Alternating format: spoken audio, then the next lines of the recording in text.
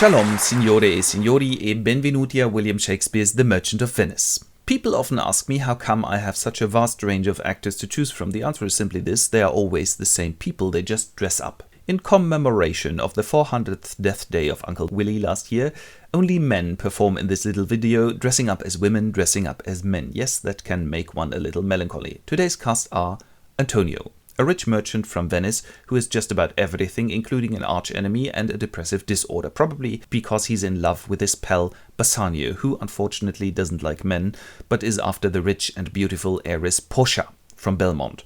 She got a problem with her father's testament dictating her an absurd way to choose a future husband, but we'll come to this later. Her personal assistant and friend is Nerissa, while Bassanio is later on accompanied by Gratiano. The arch-enemy of Antonio's I mentioned is Shylock, also a rich merchant from Venice, yet not gay but Jewish, which was anything but funny in Venice at the time, just as it is not funny to be gay in Italy today. He's got a daughter named Jessica, who has fallen in love with a Christian named Lorenzo, which again is not funny in Daddy's eyes. Furthermore, there's Salario and Solanio, I call them the Salami brothers, who are probably journalists because they gossip all day long. Then there's servants, the Duke of Venice, and so on, and the play actually starts with these two guys here who do an interview with Antonio. So, you're really depressive now? Yeah. And why? Because. Oh, but Bassanio! And the Salamis go away. So how is it with this woman? Well, I'd love to court Portia, but I don't have any dosh. Well, you can have anything from me, but with those women, it's only cash that counts in it. Now listen, I'm a little short of the ready at the moment, so we'll have to take out a loan, but I'll stand bail for you. You're really the best. Yeah, sigh. Meanwhile, Portia in Belmont has the following problem. Boah, why isn't there anything like Tinder around? I got a massive bunch of suitors, one more stupid than the other, and my father has made this casket lottery to choose a husband, so I don't have any say. Yeah, terrible. Wasn't there this cool guy from Venice once? Bassanio, yeah, if he were here. What? Oh, the Prince of Morocco, coming! No, Bassanio has found a potential source of money in Venice, namely Shylock, who goes 3,000 ducats for 3 months, and Antonio bound. Well. Meaning? Meaning well, Antonio. Yeah? Look, you've always dissed me because I'm taking interest. Now you need money and suddenly the Jewish dog is good enough, or what? If you don't want to give us money, just piss off. Hey, it's cool. I'll give you the money. We'll just have a little joke. You'll sign a bond saying you owe me a pound of flesh from your luxury buddy if you don't pay back. Deal? No way. We'll make it so. Very well. Bassanio has hardly got the money when all sorts of funny guys start to hang out with him. Hi, I'm Lancelot Gobbo. I used to work for the old miser Shylock. You gonna hire me? Yeah, sure. And Gratiano comes and goes, I'll come along to Belmont. Okay, now relax everybody, will you? Then Shylock says farewell to his former employee, saying, wait and see what good comes of that. And then there's a balcony scene, just as in any good Shakespeare play. So this is in front of Shylock's house, who calls his daughter, Jessie! And she goes out on the balcony and replies, yes, Daddy? I'm invited to dinner by a Christian. Yuck.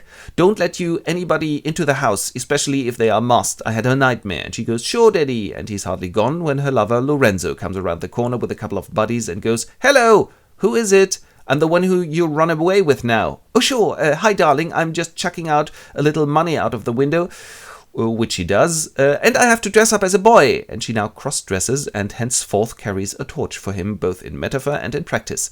And they run away. In Belmont, the first suitor of the day is ready to go, and Portia goes, hello, Prince of Morocco, here are the caskets, now it's your choice. Gold, silver, lead. Well, the best is just good enough for me, so what does it say there?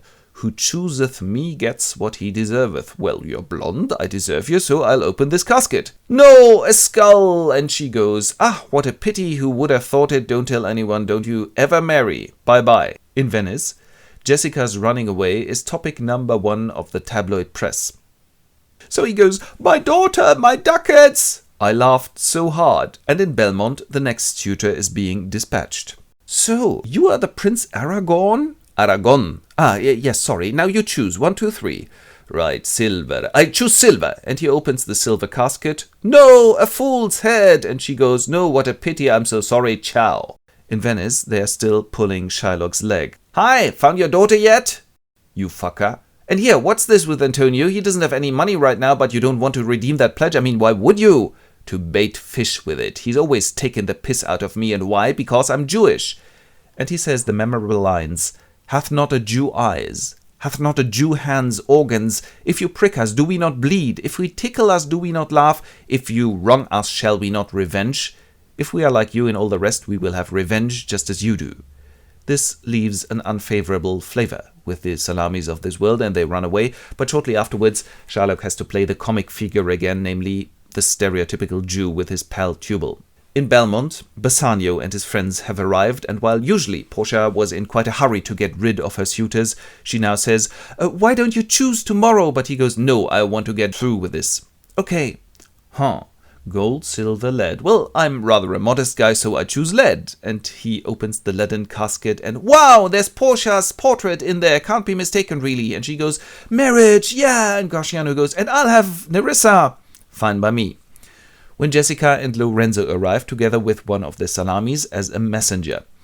And he goes, Antonio is broke and Shylock now wants his pledge. No. And he quickly tells his future wife what this was all about. And she goes, listen, we'll do a quick ride-through marriage. Here's my ring. Then you get a heap of money from me and you go and rescue your friend. Off to Venice with you. The men have hardly gone, and in Venice, Antonio tries to soften Shylock in vain when Portia goes, okay, so we'll pretend to do a retreat in a monastery here, but in fact, we'll cross-dress as men and go to Venice in order to mix up the process. That's bound to happen now. Because Shylock is now suing Antonio in order to get his right. The judge in charge is none but the Doge of Venice. Antonio is there, as well as Bassanio and his other friends. And the Doge goes, so, Shylock, I think you've had your fun by now. You've terrified Antonio long enough. Here's 6,000 ducats instead of 3. No, won't take it. And why? My affair. Will you set your slaves free? And they go, huh. Now the court has engaged a star attorney to drop by and set the affair right, but instead of him, a stand-in enters, a young lawyer with an assistant, looking quite like Portia and Nerissa.